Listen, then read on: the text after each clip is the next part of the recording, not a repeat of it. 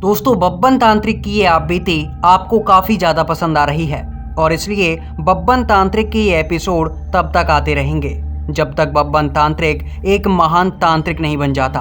और ये बब्बन तांत्रिक की आप बीती का 7वां एपिसोड है।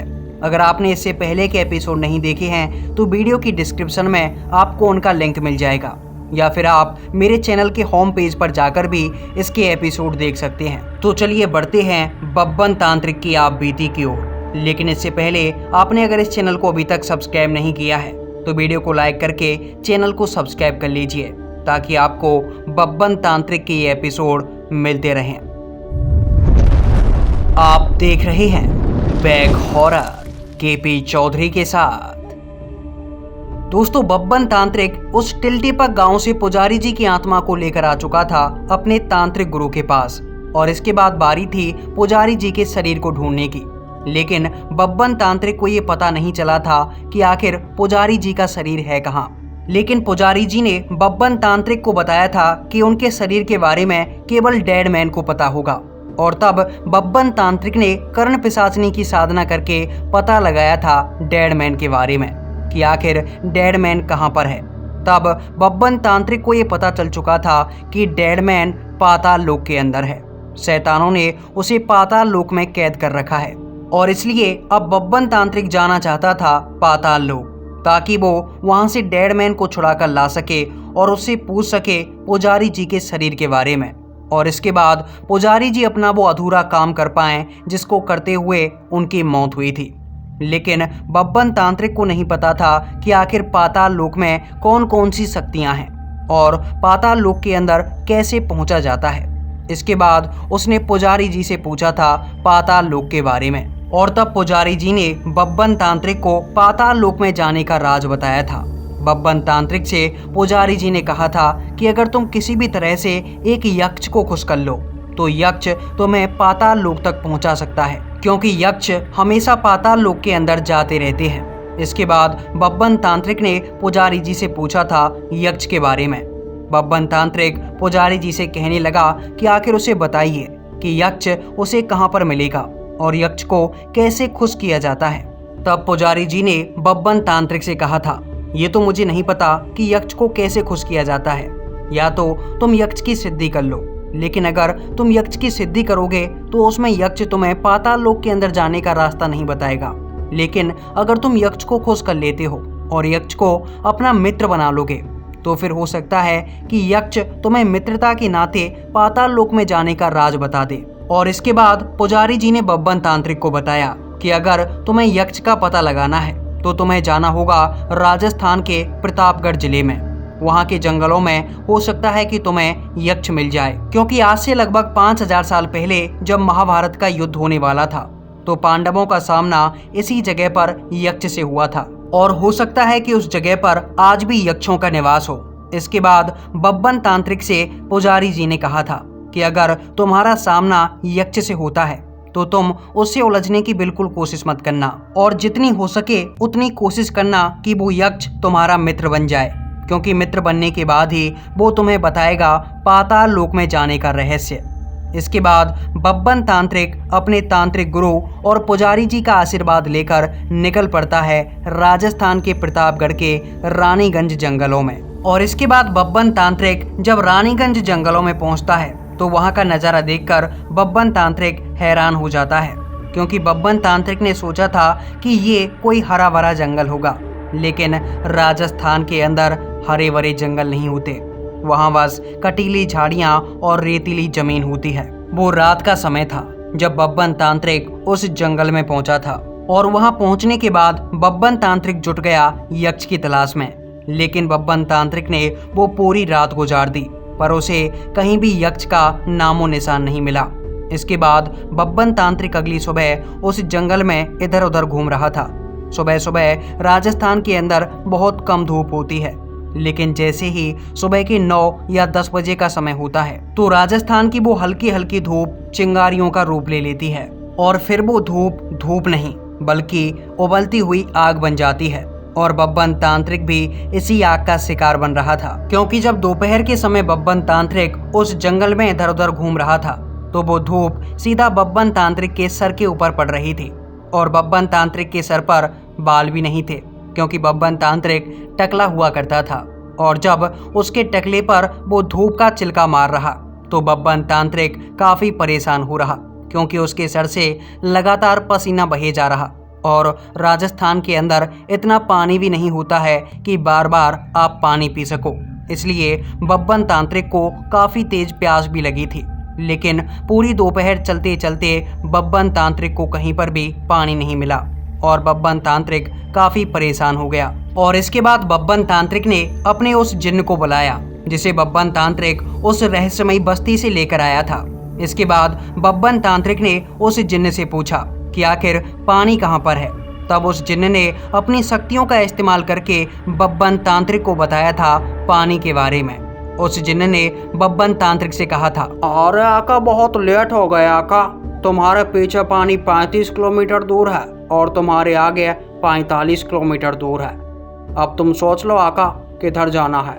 इसके बाद बब्बन तांत्रिक ने सोचा कि पीछे तो वो चलकर ही आया है, क्यों ना उसे आगे जाना चाहिए। और इसलिए बब्बन तांत्रिक 45 किलोमीटर दूर उस पानी की तरफ चलने लगा ताकि बब्बन पानी पी सके। लेकिन थोड़ी देर चलने के बाद बब्बन काफी ज्यादा थक गया और जब बब्बन तांत्रिक थककर बैठने ही वाला था तभी बब्बन का वो जिन्न बब्बन के सामने आ गया और बब्बन से बोला, आका कुछ मदद कर दूं आका, मैं ले चलूंगा आका तुमको वहां पर। और उस जिन्न की बात सुनकर बब्बन तांत्रिक गुस्से में। बब्बन तांत्रिक को गुस्सा इस बात पर आ रहा था कि आखिर इतनी देर बब्बन तांत्रिक इस जंगल में पैदल पैदल क्यों चला, जबकि उसके पास एक जिन्न है जिसकी मदद से बब्बन तांत्रिक उस पर बैठकर कहीं भी घूम सकता है। इसके बाद बब्बन ने उस जिन्न से कहा, अबे साले जिन्न, ये बात तो तू पहले भी बोल सकता था, तब से साथ चल रहा है। और इसके बाद बब्बन तांत्रिक ने उस जिन्न को एक ऊंट बनने के लिए कहा और वो जिन्न एक ऊंट बन गया। इसके बाद बब्बन तांत्रिक उस जिन्न के ऊपर बैठकर उस पानी की तरफ जाने लगा। बब्बन तांत्रिक को पानी के पास पहुंचते पहुंचते शाम हो गई थी और शाम होते ही जब बब्बन तांत्रिक उस पानी के तालाब के पास पहुंचा तो बब्बन तांत्रिक ने देखा कि वहां पर बैठकर एक बूढ़ा सा आदमी गाना गाए जा रहा है। अब के बरस है ये सावन जान न मेरी ले जाए, बोले जो कोयल बागों में, बोले जो कोयल बागों में। और जब बब्बन तांत्रिक ने उस बूढ़े आदमी का ये गाना सुना तो बब्बन तांत्रिक भी झूम उठा, क्योंकि बब्बन तांत्रिक उस बूढ़े आदमी का गाना सुनकर समझ चुका था कि हो ना हो ये बूढ़ा आदमी MS धोनी का फैन है, जैसे खुद बब्बन तांत्रिक भी MS धोनी का फैन था। और इसके बाद बब्बन तांत्रिक जा पहुंचा उस बूढ़े आदमी के पास। बब्बन तांत्रिक को पानी पीने तक की भी सुध नहीं थी, क्योंकि बब्बन तांत्रिक महेंद्र सिंह धोनी का बहुत बड़ा फैन था। जब भी माही का कहीं नाम आता तो बब्बन तांत्रिक वहां भागा चला जाता था और यहाँ तो ये बूढ़ा आदमी माही का फेवरेट गाना गा रहा था। इसके बाद बब्बन तांत्रिक उस बूढ़े आदमी के पास जाकर बोला, अरे वाह क्या बात है बाबा, तुम भी माही के फैन हो। तब बब्बन तांत्रिक की बात सुनकर वो बूढ़ा आदमी एकदम से हैरान हो गया और फिर अपने सर को हाँ में हिलाते हुए बोला, हाँ भाई मैं भी माही का फैन हूँ, तुम भी हो क्या?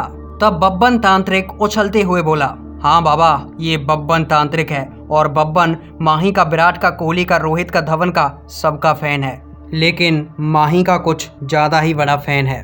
आपने गाना कुछ अच्छे से नहीं गाया, चलिए मैं आपको ये गाना सुनाता हूँ। और इसके बाद बब्बन तांत्रिक गाने लगा माही का गाना। अब की बरस है ये सावन जान न मेरी ले जाए, बोले जो कोयल बागों में, बोले जो कोयल बागों में। वाह वाह क्या गाना गाया है, वाह। और इसके बाद बब्बन का वो गाना सुनने के बाद वो बूढ़ा आदमी काफ़ी खुश हुआ और उसने बब्बन तांत्रिक से उसका नाम पूछा। तब बब्बन तांत्रिक ने उसे अपना नाम बताया था। बब्बन, बब्बन तांत्रिक नाम है मेरा, कभी ना कभी तो सुना ही होगा। और बब्बन का नाम सुनने के बाद उस बूढ़े आदमी ने बब्बन से कहा, चिया क्या यार, माही के फैन हो और 6 अक्षर का नाम, अगर नाम में एक अक्षर और बढ़ा देते तो थाला फोरा रीजन हो जाता। और जैसे ही बब्बन ने उस आदमी की ये बात सुनी तो बब्बन तांत्रिक उसके ऊपर भड़क गया बब्बन तांत्रिक उस बूढ़े आदमी से कहने लगा, यार बाबा लगता है तुम्हारा दिमाग खराब हो गया है। 7 अक्षर का ही तो नाम है मेरा, गिनो, BABBAN, बब्बन। लेकिन बब्बन के नाम को सुनकर वो बूढ़ा आदमी फिर से हंसने लगा। 6 अक्षर का ही तो नाम है, BABBAN। और फिर बब्बन उस बूढ़े आदमी से बोला, तो 6 अक्षर तो ये हो गए, अब तांत्रिक का टीके तेरा बाप लगाएगा। और फिर बब्बन का नाम जैसे ही 7 अक्षर का हुआ तो वो बूढ़ा आदमी जोर जोर से हंसने लगा। वो बूढ़ा आदमी काफी ज्यादा खुश हो गया था। इसके बाद बब्बन ने उस बूढ़े आदमी से उसका नाम पूछा। तब उस बूढ़े आदमी ने खुश होकर बब्बन से कहा था, मेरा भी 7 अक्षर का नाम है, यक्ष, यक्ष नाम है मेरा। और तब बब्बन उस बूढ़े आदमी का नाम सुनकर जोर जोर से हंसने लगा। बब्बन कहने लगा, ये लो कर लो बात, खुद का नाम 5 अक्षर का है और मुझे कह रहे थे कि थालाफोरा रीजन हो जाता। तब उस बूढ़े आदमी ने एक भारी आवाज में कहा, अबे ओए भोंदू, मिस्टर का MR के तेरा बाप लगाएगा, मिस्टर यक्ष, मिस्टर यक्ष नाम है मेरा। तब बब्बन उस बूढ़े आदमी के नाम को अपनी उंगलियों पर गिन रहा, MRYAKSH, यक्ष, मिस्टर यक्ष। हाँ यार ये तो 7 अक्षर का नाम हो गया। और इसके बाद बब्बन तांत्रिक और वो बूढ़ा आदमी दोनों एक दूसरे के हाथों में हाथ डालकर जोर जोर से खुशी मनाने लगे और दोनों कहने लगे, थालाफोरा रीजन, थालाफोरा रीजन। लेकिन इसके बाद जब बब्बन तांत्रिक उसके हाथों में हाथ डालकर नाचे जा रहा तो बब्बन तांत्रिक के दिमाग में एकदम से घंटी बजी और बब्बन तांत्रिक मन ही मन ये सोचने लगा कि कहीं यही तो वो यक्ष नहीं जिसकी तलाश में मैं इतनी दूर आया हूँ। बब्बन तांत्रिक अभी मन ही मन में ये सब सोच ही रहा था कि तभी उसके साथ उछल कूद कर रहे उस बूढ़े आदमी ने कहा, हाँ मैं वही यक्ष हूँ जिसकी तलाश में तुम्हें तुम्हारे गुरु ने यहाँ भेजा है। और ये सुनते ही बब्बन तांत्रिक एकदम से वहीं रुक गया। बब्बन तांत्रिक ने उस यक्ष को प्रणाम किया और बब्बन उससे कहने लगा, हे यक्षदेव, अगर कोई भूल हुई हो तो मुझे क्षमा कर देना। मैं आपकी तलाश में यहाँ आया था, लेकिन आपको कैसे पता कि मैं आपको यानी यक्ष को ढूंढते हुए इस जंगल में आया हूँ। तब यक्ष ने हंसते हुए कहा था, मैं यक्ष हूँ और हम यक्षों से कुछ नहीं छिपता। मैं तुम्हारे सामने आया था एक बूढ़ा आदमी बनकर, जिससे तुम मुझे पहचान ना सको और चुपचाप यहाँ से आगे निकल जाओ। लेकिन क्या करूँ, आदत से मजबूर हूँ। माही का फैन जो रहा उसका गाना गाए बगैर रहा ही नहीं जाता, और जब मैं उसका गाना गा रहा था तो तुमने भी उसमें सुर मिला दिए, और क्या ही गाना गाया था तुमने। यक्ष की बातें सुनने के बाद बब्बन को ये समझ आ चुका था कि ये यक्ष माही यानी कि धोनी का फैन है और इसके साथ इमोशनली वार करना होगा। फिर बब्बन तांत्रिक रोते हुए उदास होकर उस यक्ष से कहने लगा, क्या करूं, मैं भी क्रिकेटर बनना चाहता था। बचपन में मेरे माँ बाप के पास इतना पैसा नहीं था कि मुझे एकेडमी जॉइन करवा सके, इसलिए मैं लकड़ी के डंडों से खेला करता था। पर तभी जब मैंने माही को खेलते हुए देखा तो मुझे मेरा बचपन याद आ गया। पता है, मैं 1990 में हेलीकॉप्टर शॉट लगाया करता था, लेकिन जब मैंने माही को खेलते देखा और वो हेलीकॉप्टर मार रहा था तो मेरा एक इमोशन जुड़ गया उससे। मैंने सोचा कि चलो कोई तो है जो कि मेरी तरह खेलता है। जब माही खेलता है तो मुझे ऐसा लगता है कि जैसे ग्राउंड पर बब्बन तांत्रिक ही खेल रहा हो। बब्बन तांत्रिक को रोता देख वो यक्ष पिघल गया और उस यक्ष ने बब्बन तांत्रिक से कहा, रो मत पगले, तुझे क्या चाहिए? तुझे पाताल लोक जाना है ना? मैं बताऊंगा तुझे पाताल लोक जाने का रास्ता। और इसके बाद उस यक्ष ने बब्बन तांत्रिक को एक माला दी थी और कहा था कि इस माला को पहने रखना, और इस माला को पहने हुए जब भी तुम एक मंत्र बोलोगे जो कि मैं तुम्हें दे रहा हूँ, इस मंत्र को बोलते ही तुम सीधा पाताल लोक पहुंच जाओगे, और जब तुम्हें वहां से बाहर आना होगा तो दोबारा से इस मंत्र को बोलना और फिर तुम उस पाताल लोक से बाहर आ जाओगे। इस माला को पहने हुए तुम जब चाहो जितनी बार चाहो पाताल लोक जा सकते हो और वहां से वापस आ सकते हो। इसके बाद बब्बन तांत्रिक ने उस यक्ष का धन्यवाद किया था और बब्बन तांत्रिक अपने उस जिन्न के सहारे जल्दी से लौट आया था अपने तांत्रिक गुरु के पास। और तांत्रिक गुरु के पास आने के बाद बब्बन तांत्रिक आ चुका था अपनी पूरी चौड़ में। और तांत्रिक गुरु के पास आते ही बब्बन तांत्रिक अपने आप को एक महान तांत्रिक समझने लगा। बब्बन तांत्रिक ने तांत्रिक गुरु से कहा, ये लो, मैं ले आया पाताल लोक में जाने का रास्ता। मुझे सब कुछ पता है, वो मंत्र जिनका उपयोग करके मैं पाताल लोक जा सकता हूँ। ये माला मुझे यक्ष ने दी है, जिसकी मदद से मैं जब चाहूँ, जैसे चाहूँ, जिस हालत में चाहूँ पाताल लोक जा सकता हूँ और वहाँ से वापस आ सकता हूँ। इसके बाद तांत्रिक गुरु ने बब्बन तांत्रिक से पूछा था कि आखिर तुमको ये माला कैसे मिली और तुमने उस यक्ष को अपना मित्र कैसे बनाया। इसके बाद बब्बन तांत्रिक लंबी लंबी फेंकने लगा। बब्बन तांत्रिक ने तांत्रिक गुरु से कहा, अरे मित्रता नहीं की मैंने उस यक्ष से। बब्बन तांत्रिक किसी से मित्रता नहीं करता, बब्बन अपनी शक्ति का इस्तेमाल करता है। आपने तो कहा था कि यक्ष बहुत शक्तिशाली होते हैं, लेकिन जब वो यक्ष मुझे उस जंगल में मिला था तो बड़ा कमजोर था। फिर मैंने उसे अपना नाम बताया। मैंने उससे कहा, मुझे नहीं जानता, मैं हूँ बब्बन, द बब्बन तांत्रिक, महान बब्बन तांत्रिक। और उसने मुझसे रोते रोते कहा था, जानता हूँ माई बाप, तो तुम बब्बन तांत्रिक हो माई बाप। ये लो, तो तुम यहाँ से पाताल जाने का रास्ता लेने आए हो ना, ये लो, ये माला पहन लो। इसे पहनने के बाद जब ये मंत्र पढ़ोगे तो तुम पाताल लोक पहुँच जाओगे माई बाप। अब यहाँ से चले जाओ, मुझे जिंदा रहने दो माई बाप, मुझे जिंदा रहना है। वो यक्ष जिंदगी की भीख मांग रहा था मुझसे और फिर मैंने उसे बच्चा समझकर छोड़ दिया। इसके बाद मैं सीधा आपके पास आ पहुंचा। बब्बन की ये बातें सुनने के बाद बब्बन तांत्रिक के गुरु ने उसके पास खड़े उस जिन्न से पूछा था, जिन्न तुम बताओ क्या हुआ था बब्बन के साथ, क्या इसी तरह से ये लेकर आया था ये माला जैसे ये बता रहा है। तब उस जिन्न ने बब्बन तांत्रिक के गुरु को बताया था कि आखिर कैसे बब्बन तांत्रिक ने यक्ष से गिड़गिड़ाकर ये माला ली है और कैसे वो धोनी के फैन होने का फायदा उठाकर ये माला लेकर आया है। इसके बाद जब बब्बन तांत्रिक के गुरु ने ये सब कुछ जान लिया तो उनको काफी गुस्सा आने लगा। बब्बन तांत्रिक धरती में इधर उधर देखने लगे। बब्बन तांत्रिक ये देखकर समझ चुका था कि हो ना हो उसके सर पर फिर से पत्थर पड़ने वाला है और बब्बन तांत्रिक फिर से वहां से भाग निकला। इसके 2-3 घंटों के बाद बब्बन तांत्रिक फिर से उस शमशान घाट के अंदर लौटा था और जब बब्बन तांत्रिक उस शमशान घाट में आया तो उसके गुरुदेव काफी शांत बैठे हुए थे। उन्होंने अपनी आंखें बंद की हुई थीं और बब्बन तांत्रिक ने सोचा कि चलो चुपके से इनका आशीर्वाद ले लेता हूँ। और बब्बन तांत्रिक उनके पैर छूने के लिए सीधा उनके पास पहुँच गया।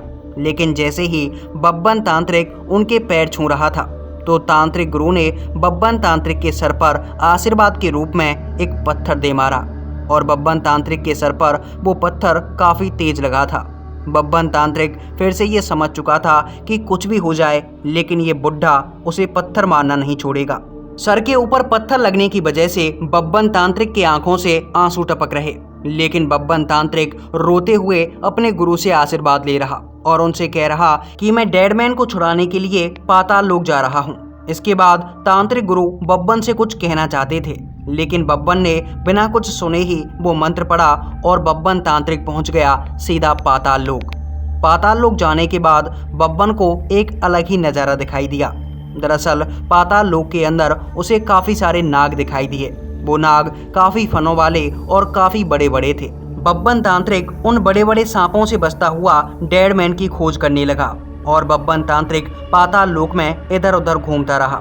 काफ़ी देर तक इधर उधर घूमने के बाद बब्बन तांत्रिक को एक और दरवाज़ा नजर आया, जिसको पार करते ही बब्बन तांत्रिक पहुंच चुका था एक ऐसी जगह पर जहां चारों तरफ आग ही आग थी और उस जगह से लोगों के चीखने चिल्लाने की आवाज़ें आ रही थीं। बब्बन तांत्रिक उन आवाज़ों को सुनकर काफ़ी परेशान हो रहा। वो आवाज़ें काफ़ी ज़्यादा तेज थीं। बब्बन तांत्रिक ने उन आवाज़ों से बचने के लिए अपनी लुंगी से कुछ कपड़े फाड़े और थोड़े से कपड़े अपने कानों में ठूंस लिए। इसके बाद आवाज़ों का आना थोड़ा सा बंद हो गया और बब्बन तांत्रिक उस पाताल लोक में इधर उधर घूमने लगा। बब्बन तांत्रिक उसमें आगे बढ़े जा रहा था, लेकिन जैसे ही बब्बन तांत्रिक पाताल लोक में थोड़ा सा आगे गया तो उसको पाताल लोक के अंदर एक बड़ा सा महल नजर आया। वो महल पूरी तरह से आग से बना हुआ था। वो नजारा कुछ ऐसा था कि मानो पाताल की आग ने एक महल का रूप ले रखा था। बब्बन तांत्रिक उस महल की तरफ बढ़ने लगा और जैसे जैसे बब्बन तांत्रिक उसके पास जा रहा था तो बब्बन तांत्रिक को उस महल के चारों तरफ बड़े बड़े लोग दिखाई दिए। वो लोग किसी शैतान की तरह थे, ऐसे शैतान जो कि बब्बन तांत्रिक ने आज से पहले कभी नहीं देखे थे। उन शैतानों को देखकर बब्बन तांत्रिक के शरीर में कपकपी छूट रही थी। हालांकि बब्बन तांत्रिक ने अब तक बहुत सारे शैतानों का और बुरी शक्तियों का सामना किया था, लेकिन बब्बन ने ऐसे शैतान कभी नहीं देखे थे। इसलिए बब्बन के हाथ पैर कांपे जा रहे और बब्बन डरता हुआ सीधा उनके सामने चला गया। लेकिन बब्बन को देखते ही उन शैतानों ने बब्बन तांत्रिक को बाहर ही रोक लिया और बब्बन तांत्रिक से कहने लगे, अरे तुम तो इंसान लगते हो, तुम यहाँ कैसे आ गए? उन शैतानों की ये भयानक आवाज सुनने के बाद बब्बन तांत्रिक डर गया। बब्बन तांत्रिक के हाथ पैर कांप रहे थे, लेकिन बब्बन तांत्रिक मन ही मन सोच रहा, दिमाग लगा बब्बन, दिमाग लगा, चालाकी से काम ले। अगर यहाँ से इनको पता चल गया कि तू इंसान है तो ये तुझे यहीं पर खत्म कर देंगे। और इसके बाद बब्बन तांत्रिक ने उन शैतानों से कहा, खा गए ना तुम भी धोखा, इंसान नहीं तुम्हारी ही तरह शैतान हूँ मैं। बस देख रहा हूँ कि कैसे इंसानों का रूप धारण किया जाए और कैसे पृथ्वी पर जाकर तबाही मचाई जाए। मैं अपने उद्देश्य को देख रहा हूँ, पृथ्वी पर तबाही जो मचानी है। अभी ये दरवाजा खोल दो, मुझे इसके भीतर जाना है। और बब्बन तांत्रिक की बातें सुनने के बाद उन शैतानों को ऐसा लगा कि मानो बब्बन तांत्रिक सचमुच का शैतान है। और उन्होंने बब्बन तांत्रिक से कहा, पिछले 250 सालों में ये दरवाजा एक बार भी नहीं खुला, तुम भला इसके भीतर क्यों जाना चाहते हो?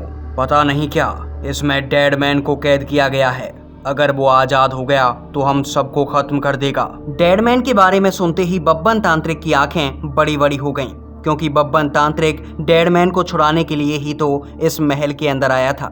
और जब उसे पता चल चुका था कि इसी महल के अंदर डेड मैन है तो उसने अपनी चालाकी दिखाई और उन शैतानों से कहा,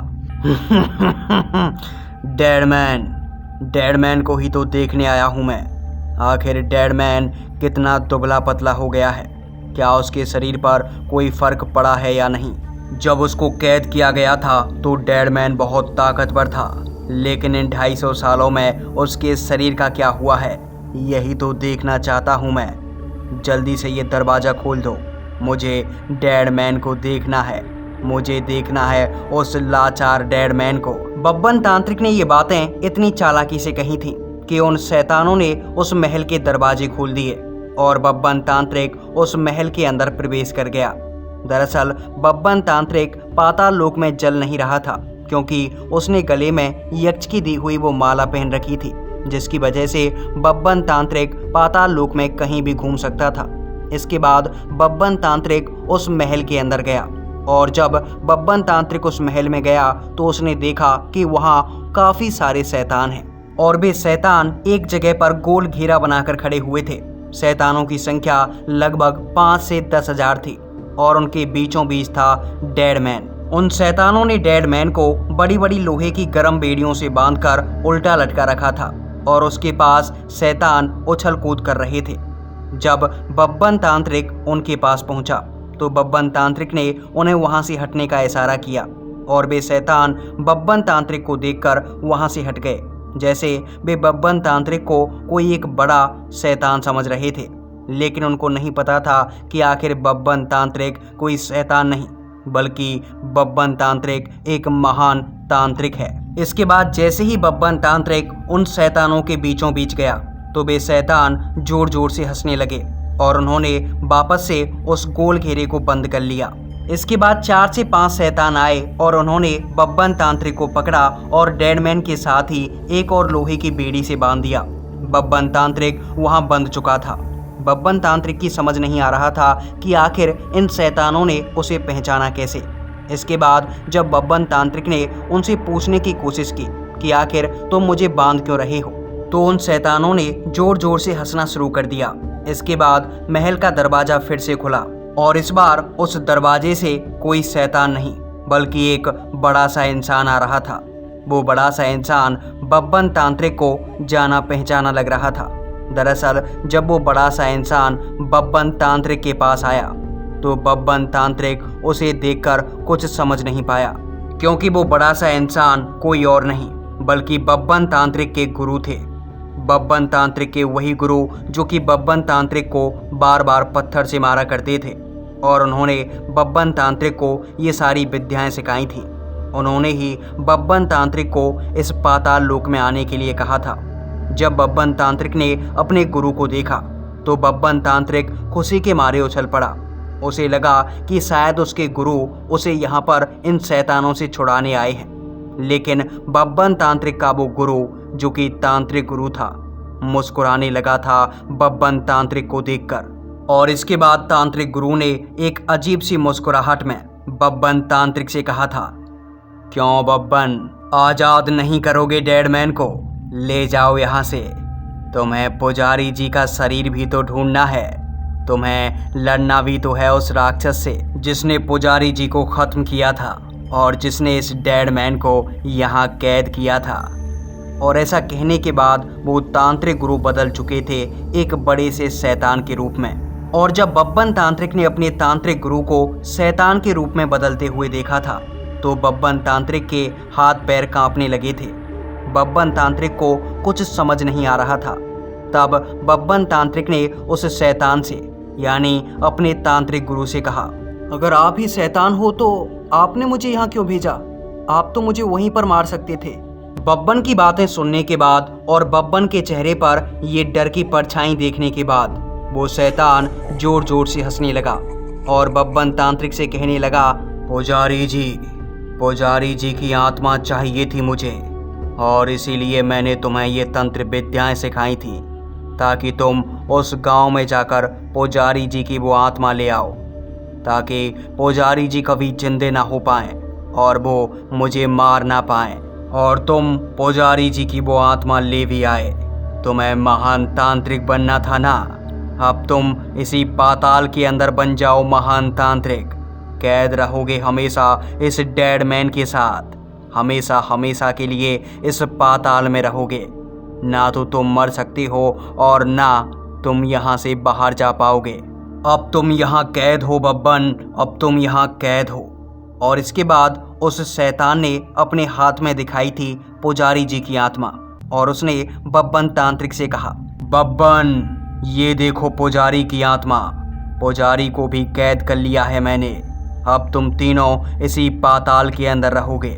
और इसके बाद उस शैतान ने बाकी के शैतानों से बब्बन तांत्रिक के गले में पड़ी हुई उस माला को उतारने के लिए कहा, उतार लो ये माला इसके गले से और इसे लटका दो उसी डेड मैन के साथ, उसी की तरह ये भी कैद रहेगा हमारे पाताल लोक में।